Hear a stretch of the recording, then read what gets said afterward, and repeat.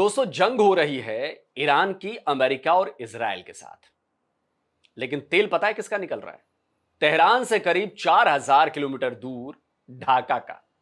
बांग्लादेश की अर्थव्यवस्था straight of Hormuz में डूब सकती है कि ईरान युद्ध बांग्लादेश की अर्थव्यवस्था के लिए बहुत बड़ा अर्थक्वेक यानी कि भूकंप साबित हो सकता है।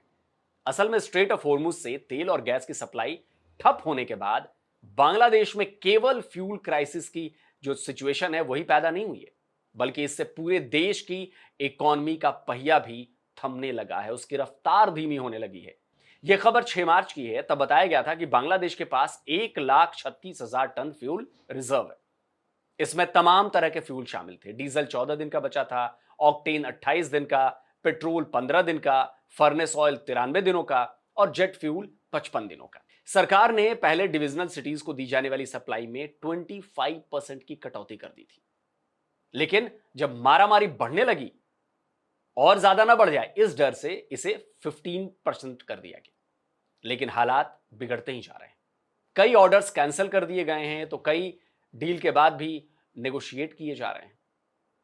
और वहीं फ्यूल क्राइसिस की वजह से एक और खर्च जो है वो बढ़ता जा रहा है, वो है ट्रांसपोर्टेशन का खर्च, माल ले आने ले जाने का।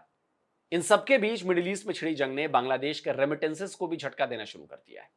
जो बाहर से कमाई आती है, करीब 11 मिलियन बांग्लादेशी दुनिया के अलग अलग देशों में रहकर काम कर रहे हैं। इनमें से 70 से 74% बांग्लादेशी सेमी या लो स्किल वर्कर हैं। इनमें से करीब 8 मिलियन बांग्लादेशी मिडिल ईस्ट में काम कर रहे हैं। परसेंटेज की बात करें तो यह करीब 86% है। बांग्लादेश को मिलने वाले रेमिटेंसेस का 45% भी इसी इलाके से आता है।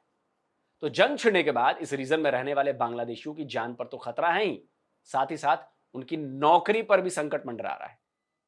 काम बंद होने और सैलरी देर से या कम आने का भी डर है। जब उन्हें कम पैसे मिलेंगे या नहीं मिलेंगे तो जाहिर है वो अपने घर वालों को भी कम पैसे भेजेंगे, तो बांग्लादेश की आमदनी पर भी असर पड़ेगा।